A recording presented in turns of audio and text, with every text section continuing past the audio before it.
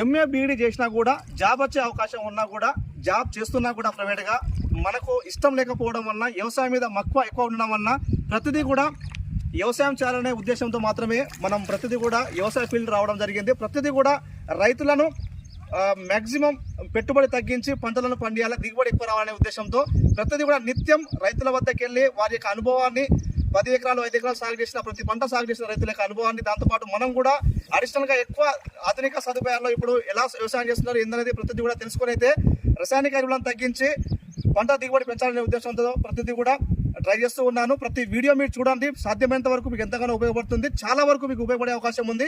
పెట్టుబడి తగ్గించి దిగుబడి పెంచే అవకాశం అయితే ఉంది. కాబట్టి నేను కష్టపడి ప్రతిదీ కూడా క్షేత్రస్థాయిలో పంట పొలంలో పనిచేసి నేర్చుకుంటాను. కాబట్టి వారి యొక్క అనుభవాన్ని, నా యొక్క అనుభవాన్ని మాత్రమే మీకు తెలియస్తాను. యూట్యూబ్లో నేను ఒక వీడియో పెట్టానంటే ప్రతిదీ కూడా 1-2 సార్లు ఆలోచించి 10 మంది సలహా సూచనలు, 10 మంది రైతులు అనుభవాన్ని తెలుసుకున్న తర్వాత